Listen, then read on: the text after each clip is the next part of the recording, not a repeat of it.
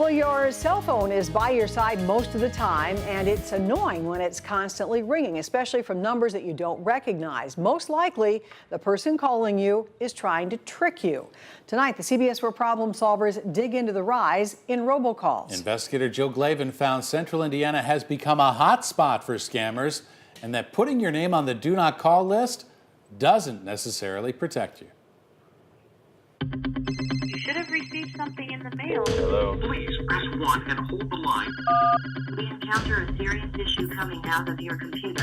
Before you take that call, you might want to know who it is. Press 1 now. Because if listening is believing, And it's very important. we'd all be making a lot of money right now. Hello and congratulations. And getting in a lot of trouble. You will be taken under custody by the local cop. At least 5, 6 a week. This call is from... They come from every area code in the book. Jeff Kelso knows the calls well.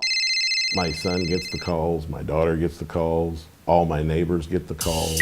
We've been trying to reach you. Whether you get a recording or a live person, Hi, my name is... the goal is the same. They want your money. $1,500. And the more they call, I'm calling to let you know that... the more frustrating it gets. Which is why you'll find Kelso at home, trying to tune out all that noise. Most of the time now, I don't pick it up. Last year, the Indiana Attorney General's office received 5,000 complaints about unwanted calls and texts. 3,500 of those, 70%, were about robocalls. And the people calling saw almost no repercussions.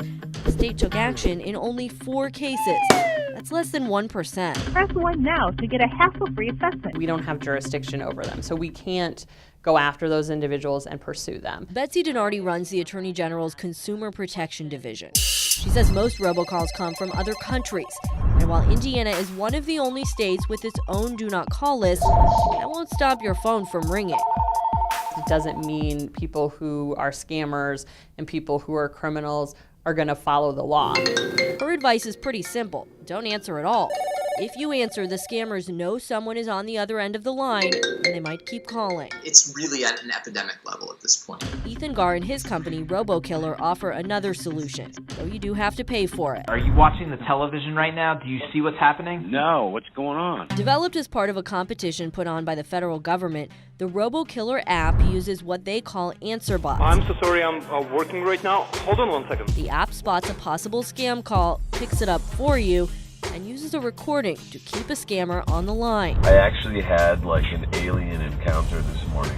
Oh. They're really funny and they're designed to just keep these people engaged and to waste their time. And sometimes we keep them on the phone for an hour. RoboKiller ran their own data for us. Between July and December last year, they estimate the 765 area code received an average of more than 9.5 million robocalls per month.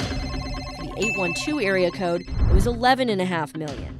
And if you have a 317 phone, we're talking an average of 23 million robocalls made to that area code every month. This is the alert system with Visa MasterCard account services.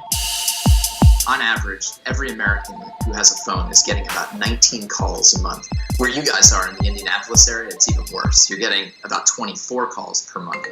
This is your phone, you paid for it, and yet you've lost control of it.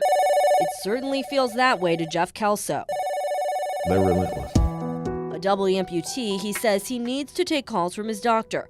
But to do that, he's left constantly questioning whether his phone is ringing for the right or the wrong reason. We would request you to get back to us. I don't think there is anything you can do to stop it. I mean, you can put any law out there you want to or any rule, and somebody's going to find a way around it.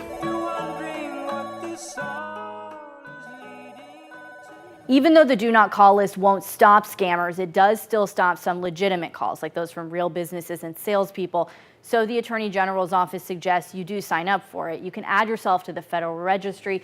Plus, Indiana has its own list too, Bob. Jill, it's a story that strikes a chord with so many people. Is there really anything we can do, or are we just stuck with these calls? Well, that is a question that I had, and I reached out to the major cell phone providers to ask them that. AT&T and Verizon did get back to me. AT&T has a free app you can download. It's called AT&T Call Protect. Verizon says it's rolling out free call blocking technology in the next month in March, so keep an eye out for that. But the Attorney General's office is one of many states that's really pushing cell phone companies to implement that technology faster. It's great information. Jill, thank you.